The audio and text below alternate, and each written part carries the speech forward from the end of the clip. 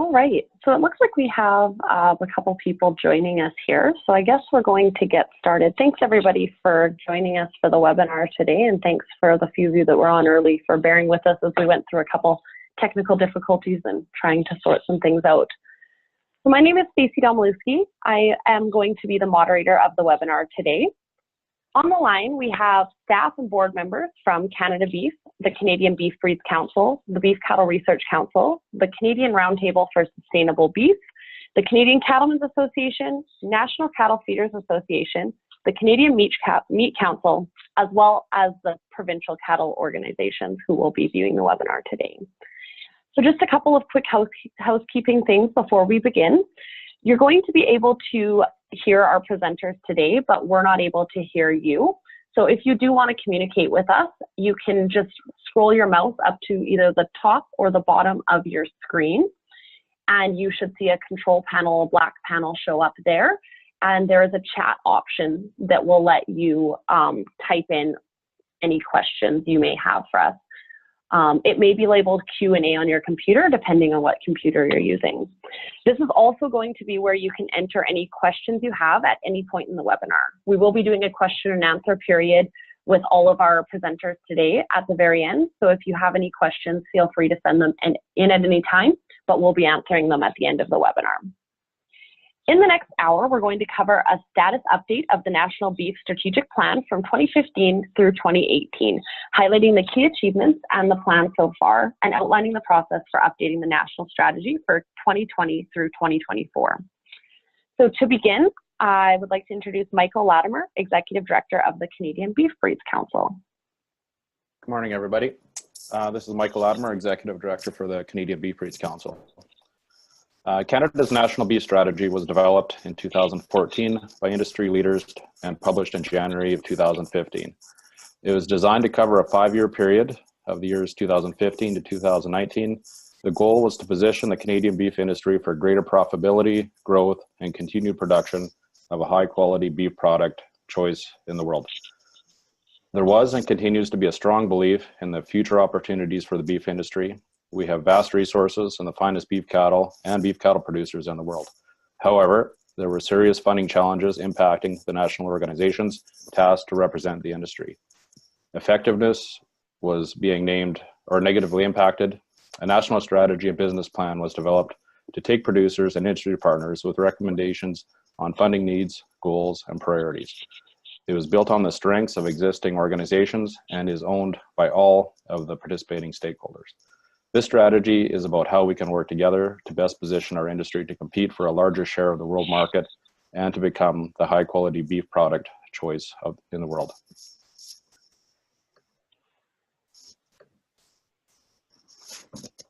We're coming to the end of the first 4 years of the national strategy. One of the commitments going in was transparent accountability back to producers, ensuring that we're on the right track, but also reporting the progress made.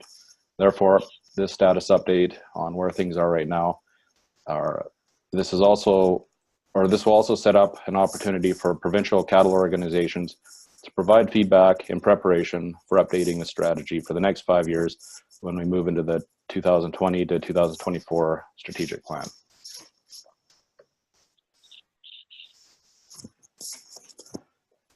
As of June 2018, 15% of outcomes have been completed, 5% are in progress, where they have an end.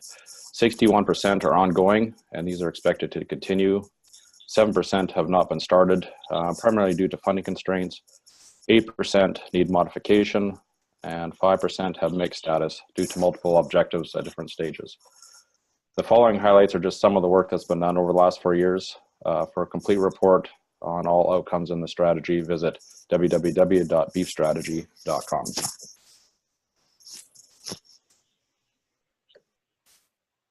So Francis, we're ready for you now.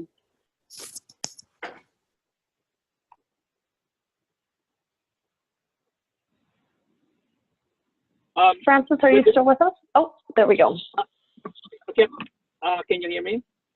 Yes, we can. All right, perfect. Thank you. So beef demand. The first pillar of the national beef strategy is beef demand, with an overarching goal to increase carcass cut cutout values by 15%. Each animal we raise will be processed into over 300 products.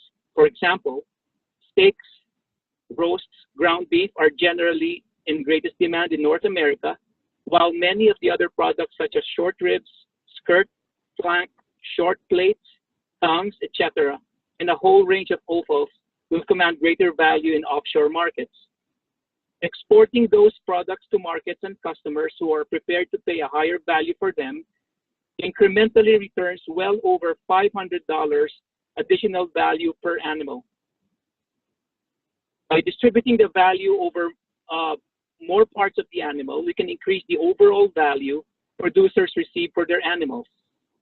Activities under the beef demand pillar focus on domestic and global marketing, market access, validating and enhancing the Canadian beef advantage, and improving consumer confidence and increasing social license and public trust. Key outcomes included establishing the Canadian beef advantage as the most recognized loyalty-based program in the world, and getting the right product to the right customer every time product development and utilization of undervalued cuts. A good example of this is creating broader recognition and understanding of the value of tri-tip, the petite tender, and how they can be used. Moving on to the next slide, cutout values. For the National Beef Strategy, the baseline for the cutout target value was set against a 2013 baseline level of $195 per hundredweight.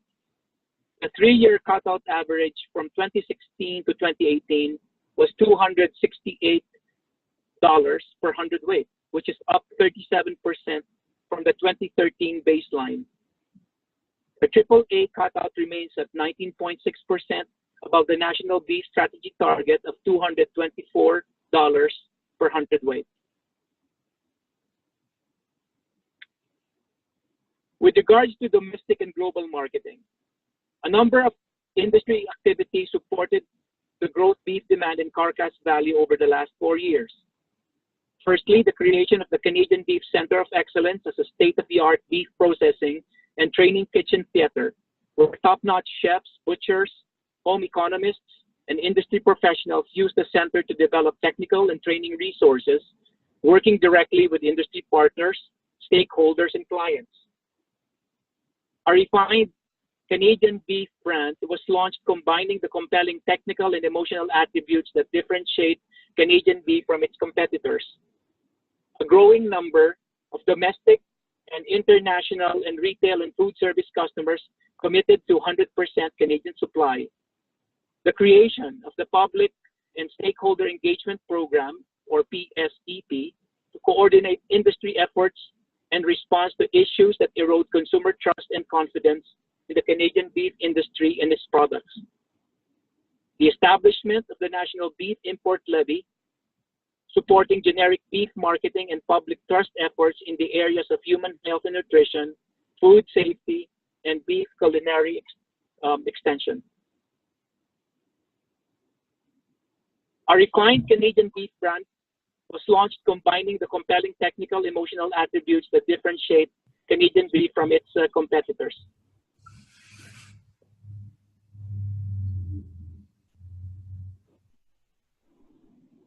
Next slide, please. Okay.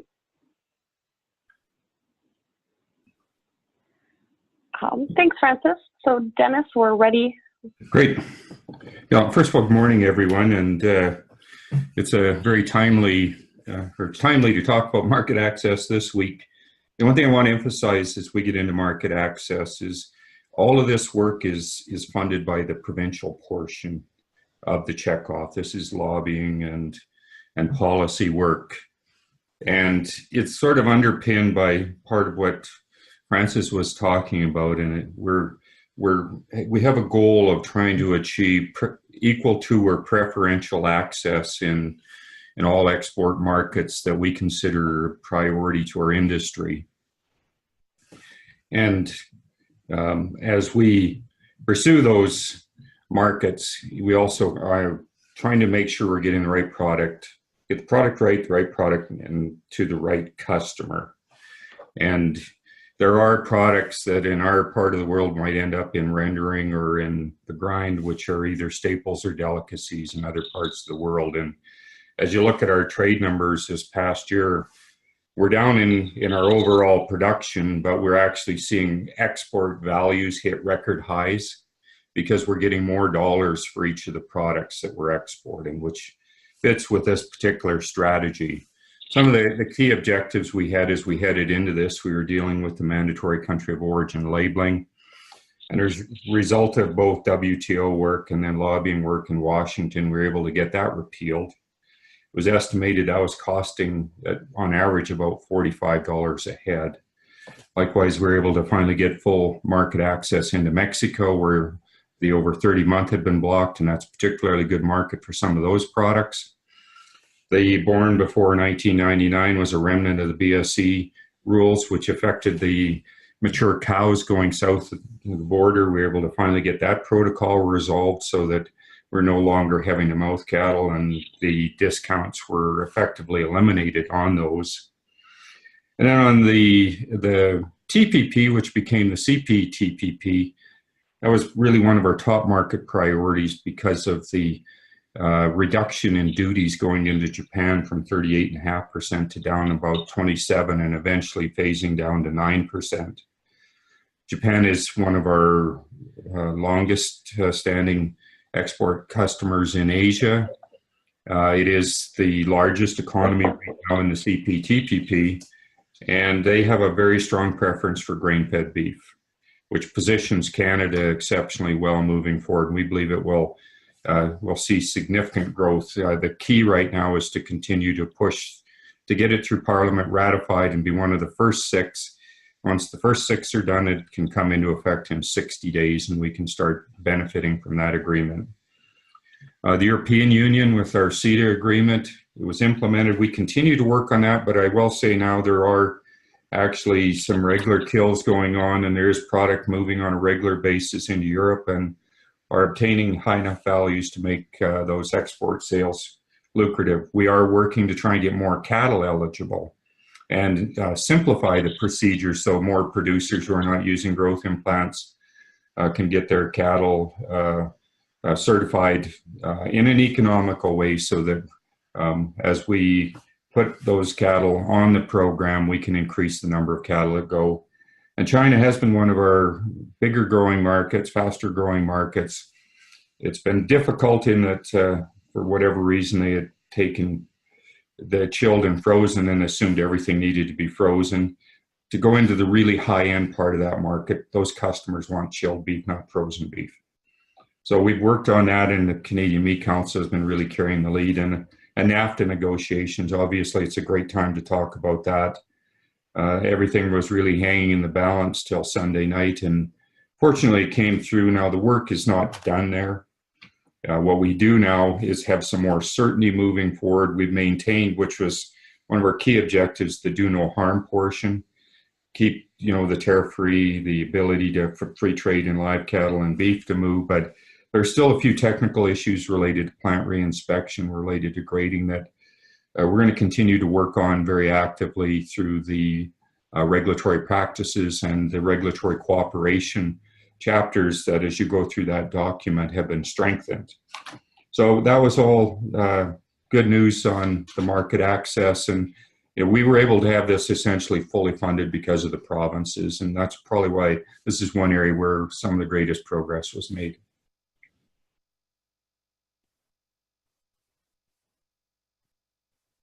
So another core attribute of the of Canadian beef demand and growing Canadian beef demand is continuing to validate and enhance Canadian beef advantage. This is Andrea Brockline with the Beef Cattle Research Council, and thank you for having me here today.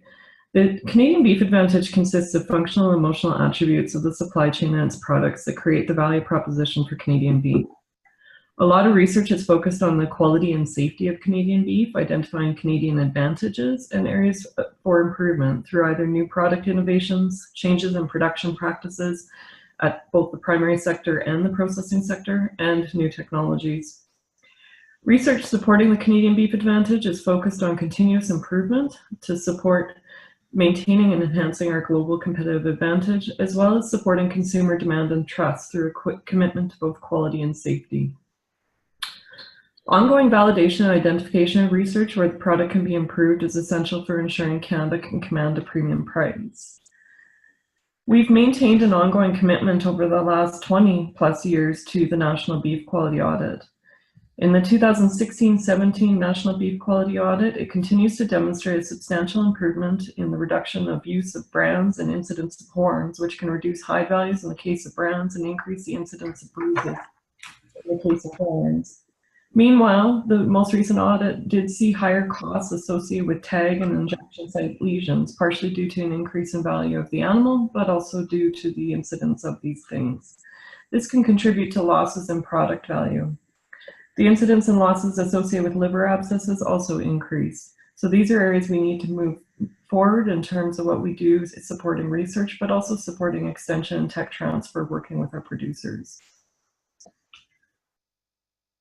I'll now transfer it to the Canadian Roundtable of Sustainable Beef. Yes, so good day, everybody. This is Fawn Jackson with the Canadian Roundtable for Sustainable Beef.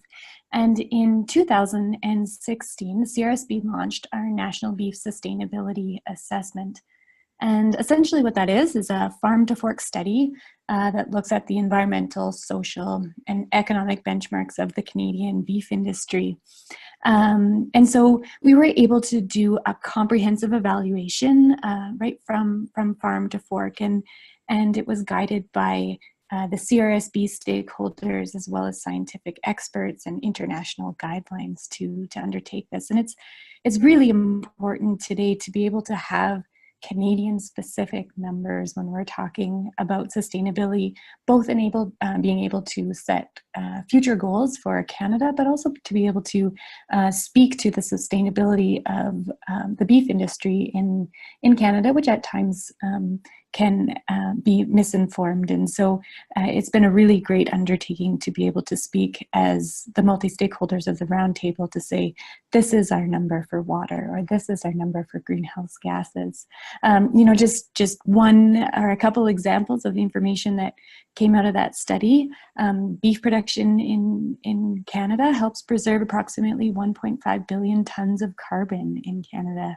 Or another great example is, while the Canadian beef industry only utilizes 1/3 of the agriculture land, that land does provide 2/3 of the habitat capacity within the agricultural landscape. And so those are a few of the environmental indicators that came out of that, but certainly we have other indicators under the social and economic pillars as well.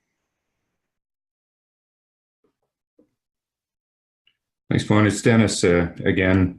One of the other objectives when we headed in the plan was to be able to not only respond to industry issues that were coming up on how we raise cattle or the safety of our product, but as well we wanted to become more proactive and get out and advocate the many positive benefits of cattle production and of our beef product and our industry overall. And one of our objectives was we created a funding block within the national strategy was to create a new program there where we could engage with the public, with consumers more actively. So we created the Public and Stakeholder Engagement Program. This really pulls all communication people across Canada, works closely with our young leaders, and we are constantly updating materials and receiving materials, like Fawn mentioned, from the Canadian Roundtable for Sustainable Beef, so we can start to get out and really talk about the many positive benefits. We've dealt with a number of significant issues as we move forward. You may recall there was quite a bit of discussion when Earls first came out with their announcement, and that ended up landing in a different place as a result of engagement. The food guide has been a big factor, and there's been an enormous amount of work there, both on the policy side, but on the information side, which the engagement program works on. We were finally able in September to actually move it up to full staffing as a result of the increase in checkoff taking place across the country in most provinces beginning in April. So it is now able to start to really get out there and be a lot more proactive, produce more materials, and we're pretty excited about it moving forward. And and we talk about the good story. Fawn mentioned a few things, but when you take a look from a sustainability point of view, our efficiencies are what really make us one of the most sustainable industries in the world. And there's some numbers, as you can see in front of you. In 2011 compared to 20 years earlier, it takes 29% less breeding stock, 27% fewer slaughter cattle, 24% less land, 17% less water, and there's 15% less greenhouse gases to produce the same amount of beef. And that just speaks so highly to the innovation that's existed in our industry. The next area that we concentrate on very actively, and again, this is largely out of the provincial portion, is competitiveness. And this particularly focuses on the regulatory environment that's affecting our industry, whether, and I'll talk about in a minute, the taxation issues. How does our competitive regulatory environment compare to the United States, compared to our other significant customers in other parts of the world? And maybe we can just move to the next slide, and I'll talk a bit about the burden. One of our great victories, and because we had money to actually work with Myers Norris Penny, we were able to go out and demonstrate that the proposed changes to the to corporations that would have affected farms and ranches that chose to incorporate largely because of a family structure and the family farm nature of them could have cost over $1 million more in taxes over the life of that particular operation. We're able to demonstrate that effectively to the federal government. And I realized that was an unintended consequence, and we're able to get that revised to prevent that burden from coming onto the industry. We've been working very closely with the Canadian Cattle Identification Agency as we get ready to move forward with changes to our traceability system, and really making sure it is a practical system that works for the industry, that works at the speed of commerce, and is aligned directly with the cattle implementation plan. Then I mentioned the food guide in front of package labeling, and that's a work in progress right now, but we're actually building alliances with the medical community, with nutritionists that are coming out and on the one side talking about the positive benefits of beef in the diet, and on the other side where they are raising environment questions because of the work of CRSB and the research that BCRC has done. We're in there talking about the fact that for biodiversity, it's absolutely imperative that, and if we're going to maintain native grasslands, that we're able to keep those lands in cattle production, and that there are many benefits to the cattle industry.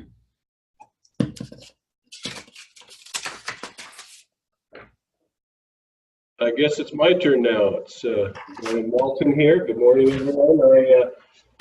Simple terms, when you look at profitability, it's about building your revenue line and keeping your expenses down. You've heard about market expansion and market access, which are all good news items. Here at home on the expense line, after the purchase of calves and yearlings, the next biggest cost to us are feed and labor.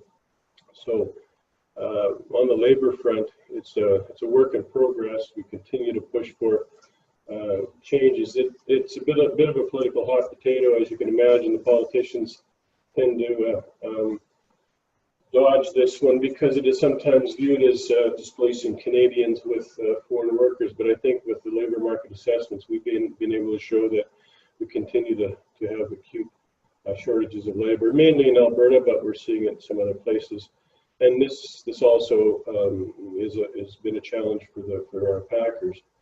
So just in terms of the ongoing effort, you can see on the slide here some of the progress we have made.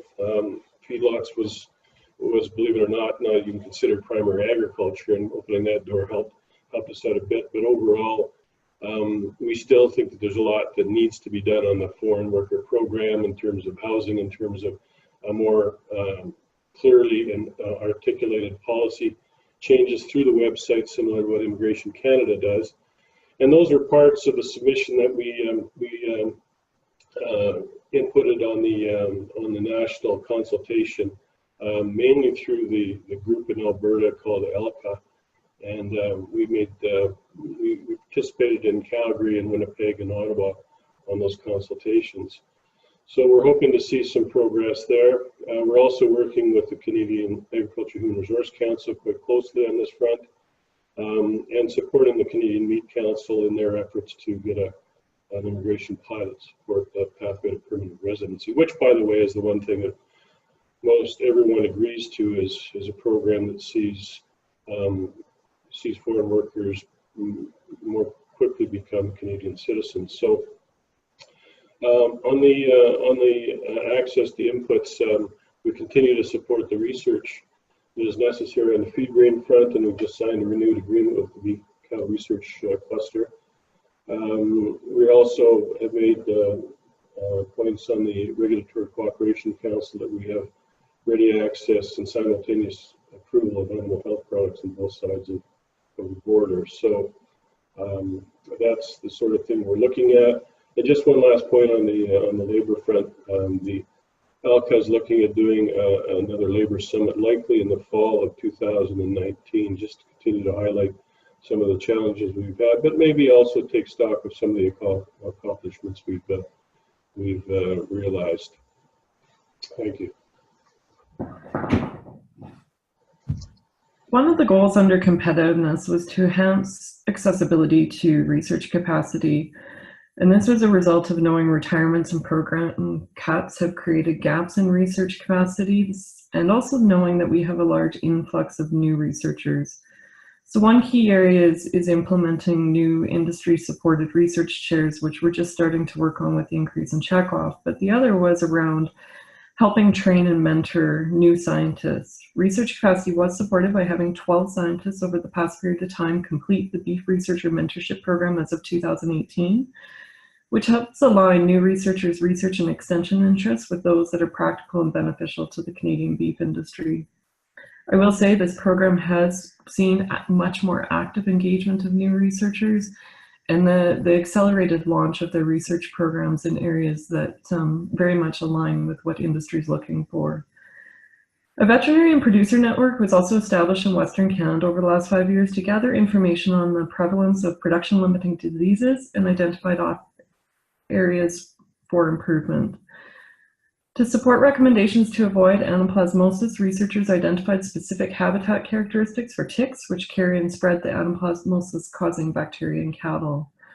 Moving forward, the Veterinarian Producer Network is being expanded to a Canadian-wide initiative to support further understanding of the prevalence of production-limiting diseases and on-farm production practices. This will be imperative to informing key research and extension priorities moving forward across the country. Provincial, national, and international coordination of research priorities across funding agencies and institutions is a priority for us. For example, the Canadian Meat Council participates in the North American Meat Institute Meat and Poultry Research and Education Advisory Committee. Together, they set research and education priorities based on industry needs. Progress has also been made on the revitalization of the University of Guelph Elora Beef Research Centre, which is currently under construction. And more near term, the University of Saskatchewan Livestock Forage Centre of Excellence, whose grand opening will actually be in a couple weeks, with new feedlot and cow-calf facilities. These facility upgrades and in certain cases relocations are imperative to ensuring that research is relevant and aligned with current production practices and is timely. If we move to the next slide. Oh.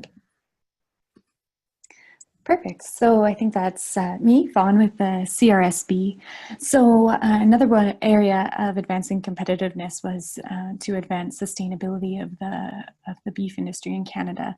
And so we established the CRSB, and in that establishment, we really focused on building strategic relationships relationships with multi-stakeholders. So the CRSB today has over 110 members, and that comes from, you know, the beef community, retail and food service, environmental and animal care, NGOs, from government, and a number of other stakeholders. And so this has really advanced our ability to collaborate and to move sustainability forward. And through the CRSB, we have really three key areas of work that we work on to advance the 5 principles of sustainable beef that you can see along the top of your screen. And so the first is the National Beef Sustainability Assessment that I had mentioned previously. So that's benchmarking, where are we today in beef sustainability, and where would we like to go? So setting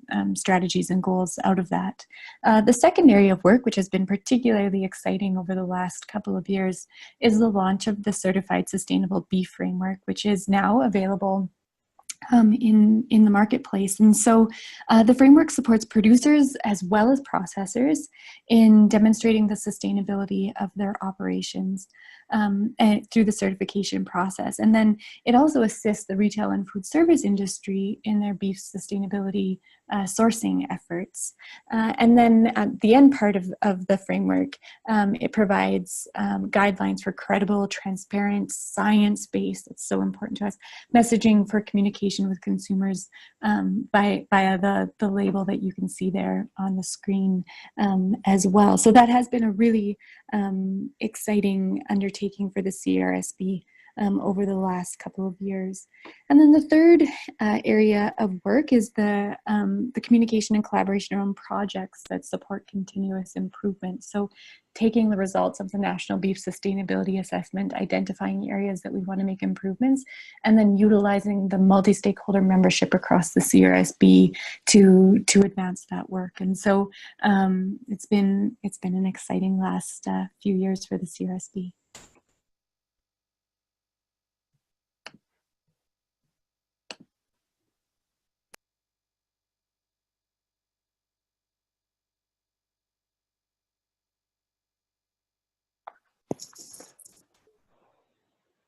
Hello, everybody. This is Michael Latimer with the Canadian Beef Breeds Council again here. So just a little bit of an introduction to productivity.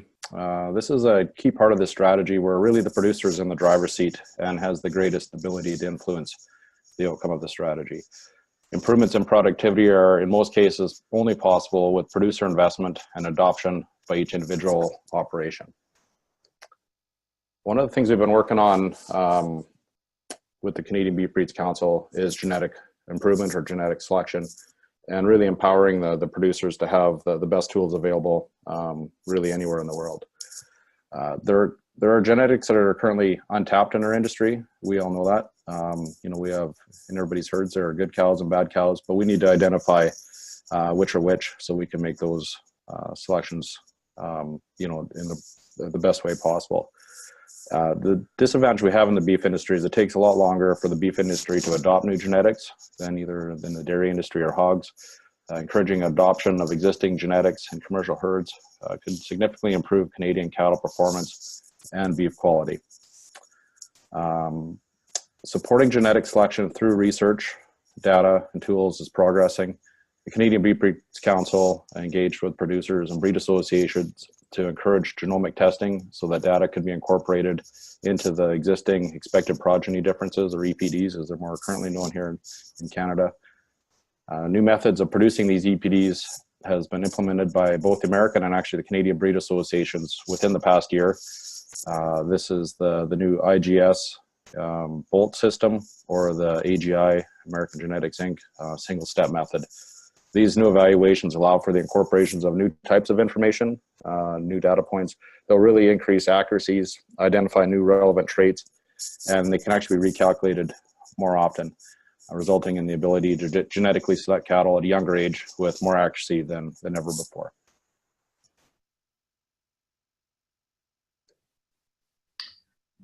Research to support improvements in productivity is a key priority of the BCRC and other research funders.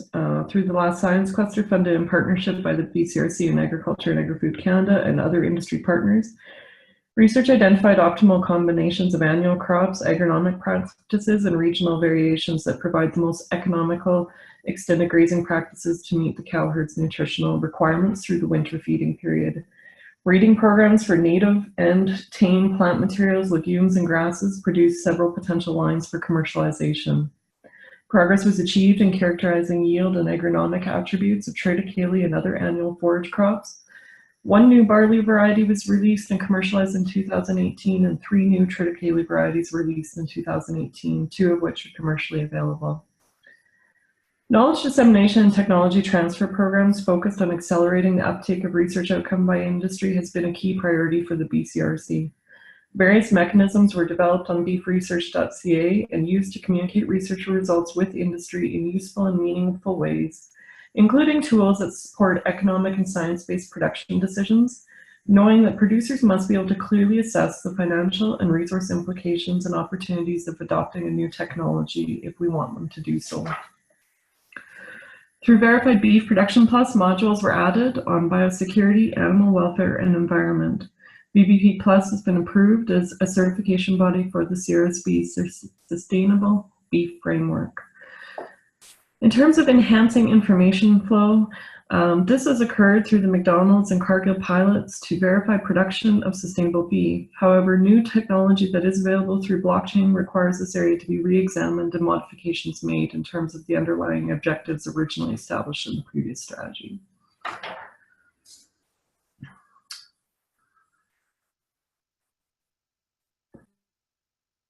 Hi everyone, I'm Kim O'Neill with the Canadian Meat Council, and I'm going to talk about connectivity. The creation of the national strategy gave a unified direction and alignment for the broader beef industry to drive future success and competitiveness.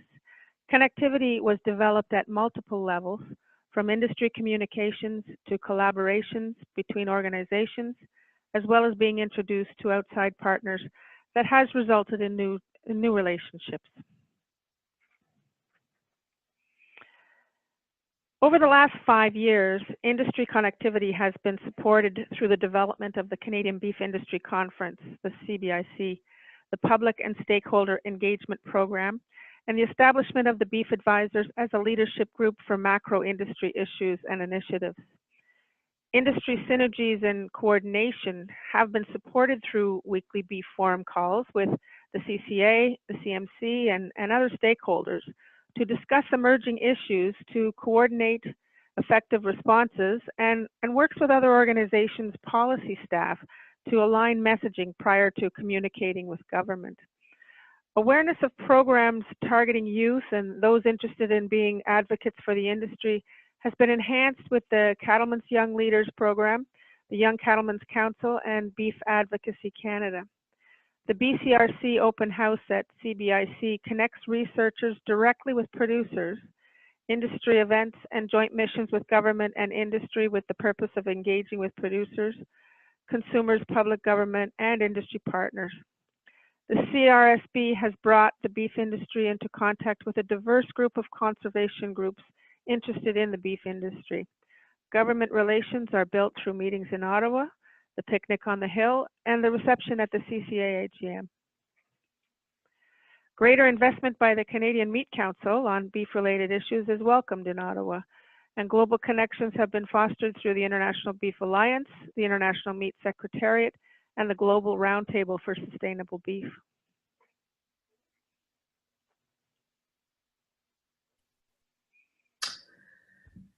This is Andrea again. When the National Beef Strategy was first conceptualized and discussed, it was clear that the intent was not just to define a strategy and procure increased funding, but to both report on and renew the strategy through consultation with provincial and national stakeholders on a 5-year basis.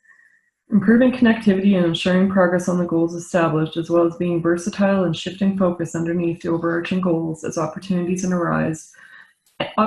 issues arise moving forward, is a key priority. Canada's National Beef Strategy was developed in 2014 by industry leaders representing 5 national beef sector organizations and published in January 2015. Market changes have occurred with the rapid price increases in 2014 and 15 leaving cattle at new levels. Normally, the record high cattle prices would compel a strong and rapid expansion, as seen in the United States. but numerous factors, including higher input costs and uncertainty, have prevented that. There is still strong demand for high-quality protein that is growing in most developing nations, along with new market access and trade agreements coming into effect. International competition is heating up and exporting countries are increasing production. Structural changes since 2014 include the establishment of the Canadian Roundtable for Sustainable Beef, the development of the Public and Stakeholder Engagement Program, an increased focus on beef issues at the Canadian Meat Council, and the Canadian beef cattle checkoff increase to $2.50 per head started in most provinces in 2018. Limited funds have meant some items in the national strategy have not yet been started or are just being initiated. If we go to the next slide. So who is involved in updating the national strategy? The 7 national organizations that make up the Beef Advisors will be coordinating efforts. In the fall of 2018, provincial cattle organizations will have the opportunity to send feedback to the Beef Advisors. Feedback will be incorporated into an initial draft that will be presented to the National Beef Strategic Planning Group that is made up of the chairs from all the provincial cattle organizations. The National Beef Strategic Planning Group will approve any changes made, and all materials currently are available at www.beefstrategy.com and will continue to be available through there as we update them.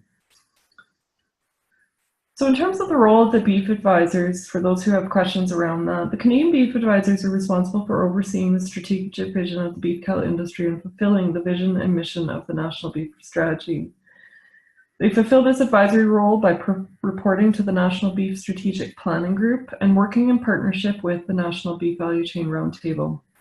The Beef Advisors are focused on advancing the strategy with industry stakeholders, providing recommendations on future directions, and reporting results against strategy goals and objectives as done here today. Who are the Beef Advisors? The Beef Advisors are made up of the current chairs of the 7 national organizations and senior executive staff. That includes David Haywood Farmer, President of the Canadian Cattlemen's Association, Roger Peters from the Canadian Beef Breeds Council, Ryan Beierbach from the Beef Cattle Research Council, Mike Kennedy, Chair of the Marketing Committee at Canada Beef, Ryan Thompson from the National Cattle Feeders Association, Ann Dunford from the Canadian Roundtable for Sustainable Beef, and Kim O'Neill from the Canadian Meat Council. If we go to the next slide. In terms of funding, the 7 organizations responsible for delivering on the national strategy are funded in 3 main ways. First, through memberships, which includes Canadian Beef Breeds Council, the Canadian Roundtable for Sustainable Beef, National Cattle Feeders Association, and the Canadian Meat Council. Second, through the provincial checkoff for lobby efforts through the Canadian Cattlemen's Association.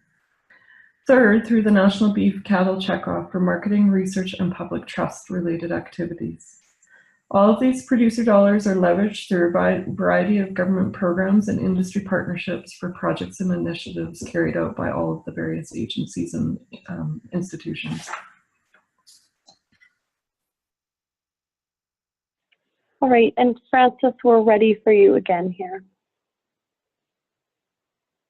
Potential focus areas for 2020 to 2024.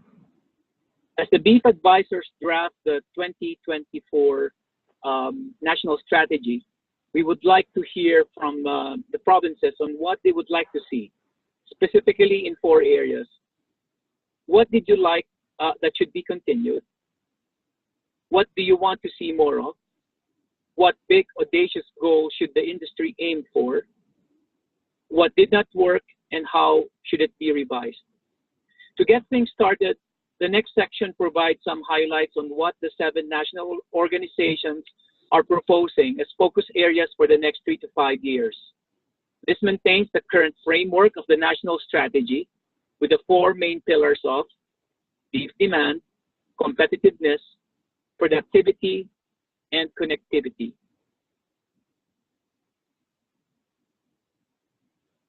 Moving on to beef demand. First, we are proposing to evolve the Canadian Beef Centre of Excellence ability to take its skills and expertise on the road and deliver them to clients across Canada and internationally. This would continue to refine and evolve the Canadian beef brand with work on the technical and emotional attributes that make up the brand position. continue to grow the number of domestic and international customers committed to 100% Canadian supply. Second, using market segmentation tools, Canada Beef will identify high-growth, high-value consumer groupings by demographics, behavior, ethnicity, geography, etc. Then an overarching blend of emotional and technical attributes that are meaningful and relevant to each consumer group are created and developed into marketing and promotional campaigns for specific segments, resulting in increased awareness, improved perception, heightened product desire, and ultimately increased purchase. Third, continue to pursue regulatory cooperation with major trading partners, including US through NAFTA, the EU through CETA, UK, and that would be determined, and China, while encouraging Canadian beef producers to grow the Canadian herd to maximize market access opportunities. Trade issues have evolved with NAFTA renegotiation, access issues in China, the CPTPP. We should add to the plan outcomes on full systems recognition, preferential access, offal exports, etc. Fourth, ensure that Canada receives negligible risk status for BSC by ensuring BSC sampling and surveillance continues and ensure other regulatory initiatives are undertaken in addition to the SRM removal once the status is achieved. Fifth, consumer concerns about the environmental impact of beef will continue to be addressed through studies that quantify the Canadian beef industry's impact on biodiversity and examine productivity, environmental sustainability, and economic implications associated with the removal of productivity-enhancing technology from the industry. Last but not least, Canada's National Beef Quality Audit at Retail and Processing will document changes in carcass and beef quality over time, identify opportunities for further improvement along the value chain, and inform industry efforts to satisfy customers of Canadian beef.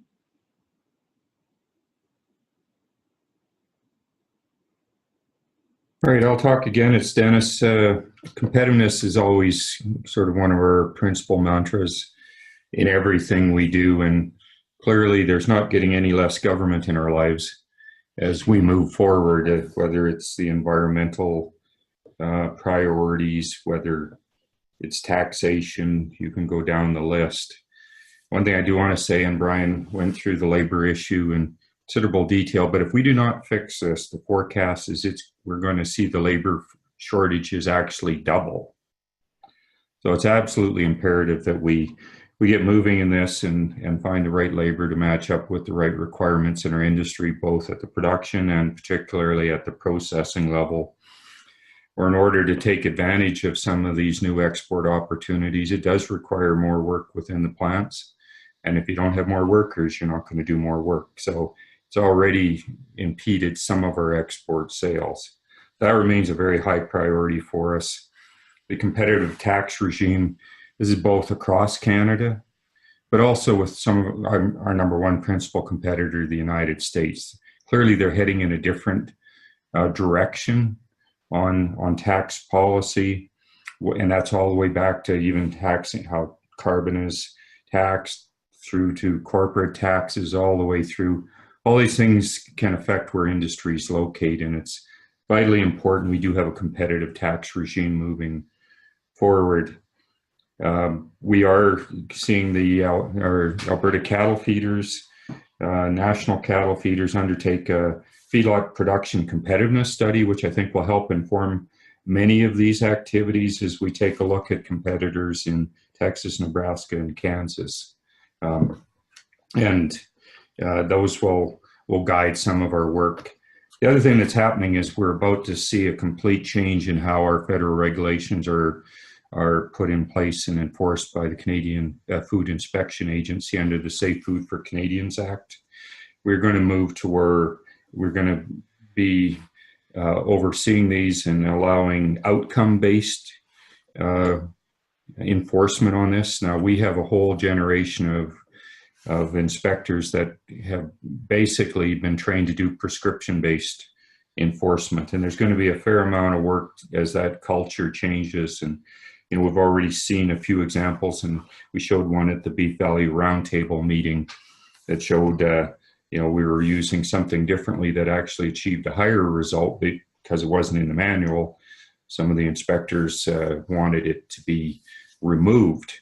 So there's a lot of work to do there, and done well, this change in regulations will actually help make our regulatory environment more competitive. And then kind of the last thing, which was Andrea had mentioned, but the cow-calf surveillance network, we believe is going to be, that's going to provide some exceptional information moving forward, where we'll be able to collect productivity management, economic and animal health and disease data from over 175 herds across Canada. And that information is going to be invaluable in terms of the benchmarks informing future animal health research priorities and identifying promising extension opportunities to maintain and improve the productivity and competitiveness of our sector.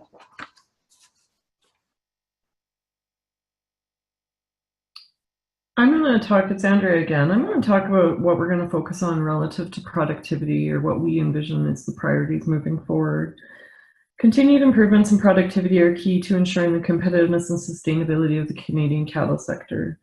Goals include, but are not limited to, obtaining funding to launch the Canadian Beef Improvement Network and collaborate with industry partners in collating data collection, thereby increasing the rate of genetic gain of economically, environmentally, and ethically important traits in the Canadian beef herd. Continue to work with researchers and industry partners to achieve greater efficiency in cattle production as well. Just a few examples of research areas include a study that will investigate the production impacts of roundworms and reliably identifying environmental conditions that warrant treatment to help maintain the efficacy of treatments, as we're increasingly challenged around not only the efficacy of treatments, but our ability to use certain treatments. Another study will access the efficacy of commonly used antimicrobial and non-antimicrobial treatments of common types of lameness in feedlots. Research will support continued efforts to develop an effective bovis vaccine and integrated disease prevention and treatment strategies for bovine respiratory disease, which continues to be one of the greatest animal health costs within our feedlot sector. A study will identify genes associated with reproductive failure to ensure that efforts to genetically improve feed efficiency do not cause severely negative unintended economic consequences by impairing fertility in Canadian beef cattle. A research project will also focus on developing higher yielding, nutritious tame and native forage varieties and mixtures for cow-calf producers across Western Canada. Other studies will identify legume genetics, seeding practices, and grazing management practices that will enable legumes to become established and maintained in mixed grass pastures on marginal lands in central and Atlantic Canada, and improve yields and survival of alfalfa in northern climates. Technology transfer efforts through beefresearch.ca will be expanded, and the Canadian Beef Technology Transfer Network will better connect, empower, and support regional beef and forage extension agents to collaboratively develop and deliver effective technology transfer initiatives. Through the utilization of expertise in the National Beef Technology Transfer Network, online resources will be developed to enable Canadian beef cow producers to analyze their production and financial records, including comparisons to applicable benchmarks, to make informed production decisions about adopting and fully exploiting different innovations that are coming forward.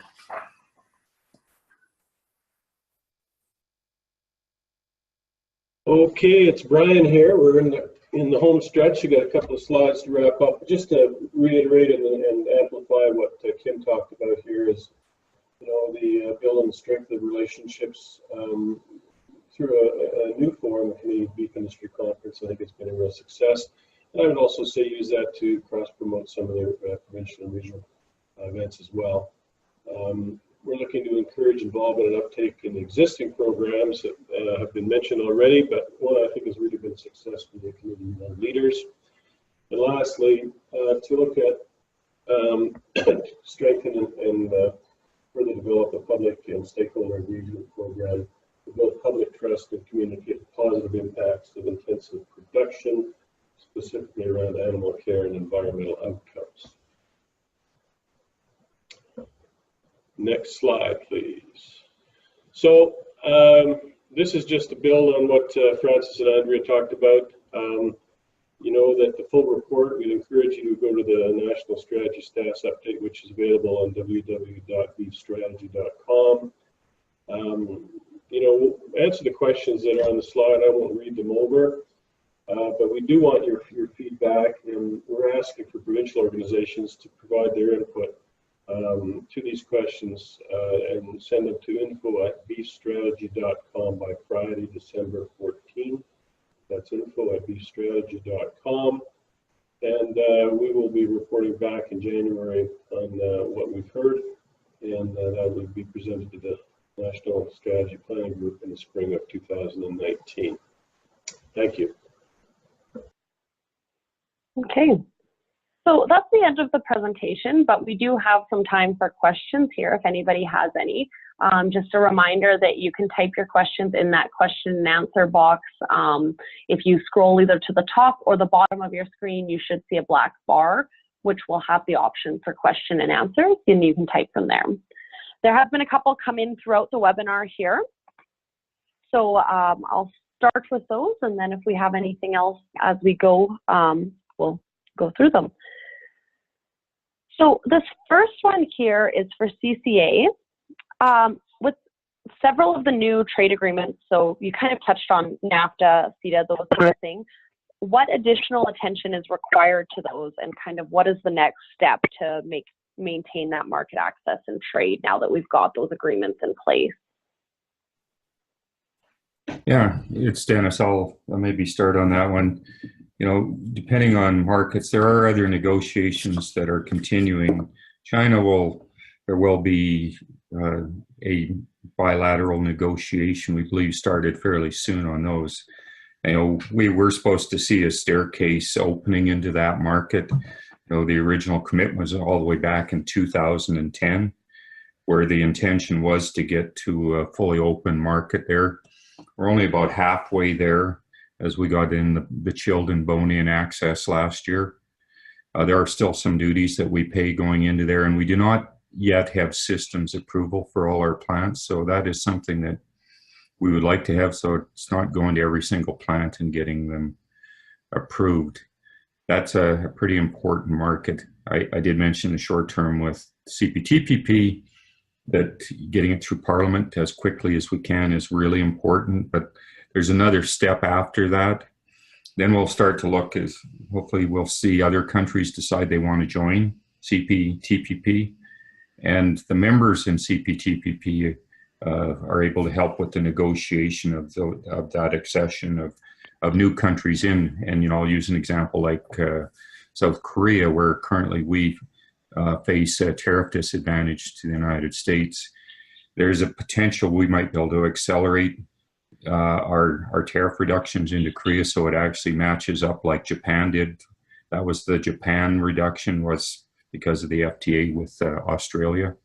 So there are some objectives through CPTPP.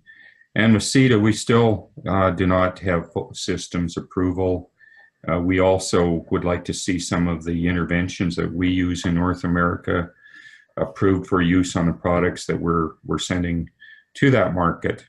And Brexit's going to create the opportunity I talked about earlier. The UK has been the highest value beef market and cattle market in Europe for the past few years. And if we could get a deal arranged fairly early, but at least in the short term, make sure after they exit that we still have some of the access that was negotiated under CETA. Those are a few of the examples that we're talking about, along with the ongoing work that never stops south of the border. All right. So this one's just a general question. So with the change in, with updating the national strategy here, is the plan to actually change these pillars that have been developed in the first round, or is it just to change kind of what's underneath of them? I don't know who wants to speak on that one. I can speak to it. It's Andrea. The biggest thing I think with the strategy is the intent that the overarching objectives around beef demand and competitiveness and connectivity and productivity stand strong and will continue. I do see where individual activities underneath can be refined, shifted, or as completed, new ones added. I don't see the need for additional pillar. I know from the beef research standpoint, when we do our 5-year strategy, we kind of have those core program areas, but it's really the objectives underneath that we envision. But really that comes back to the feedback we get from the provincial organizations and producer stakeholders and other industry stakeholders that need to provide the direction to the Canadian beef advisors. Thanks, Andrea. So this next one here was for Andrea and Francis. So maybe we'll start with Francis on this one. Does the increase in checkoff address the needs for those people who are receiving checkoff, so now that it's been increased? Well, if, as I've, for Canada Beef, as we have communicated at the AGM, we have increased, firstly, our benefit cost ratio significantly by close to 40%. And as far as, being able to use the checkoff dollars to increase demand and likewise value of Canadian beef, I believe we have some numbers to show that. So I would believe, yes, we have been able to provide the deliverables required using the increased checkoff. Andrew, do you have anything else to add? Oh, yes, go ahead. sorry, if I wanted to add too, with the increased checkoff, we are able to pursue for 2020 to 2024 what we view as a market segmentation model. And I think this has been embraced by the other members of the associations, particularly CMC and CCA, whereby we would be able to have a more deliberate approach in creating consumer segments globally, and to be able to combine previous gains that we've had and current knowledge that we have from a technical standpoint, combine that with emotional attributes, and then from there develop a marketing strategies per consumer segment. That would be the other utilization of the increased checkoff moving forward. Thank you. Thanks. Andrew, do you have anything to add to that?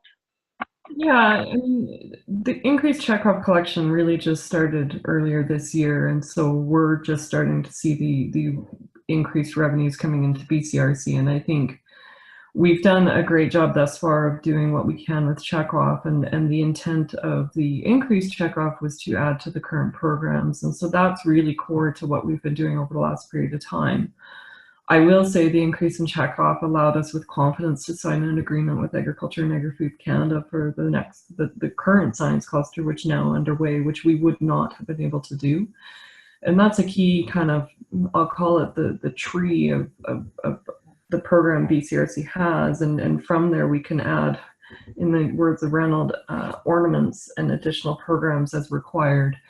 And so that's kind of the goal moving forward. In terms of, is it adequate? I think we're at the point where we're just going to build and also leverage those other government funds. And so it's important that we demonstrate back to producers what we can do with this increased $50, and from there have that discussion over a longer term. But definitely we are thrilled to see this, knowing that there was several outcomes that couldn't be addressed over the last 4 years. And we are starting to see that implementation. And I think more importantly, the government shift towards industry investment for research, and I think it's the same for marketing, is very much if industry is not investing, government does not invest. And so these dollars are absolutely critical to leverage that. And I think on the innovation front, we've seen opportunities for additional funding through government, but not been able to access them, where now we're starting to get into that, where we can more fully leverage those producer funds.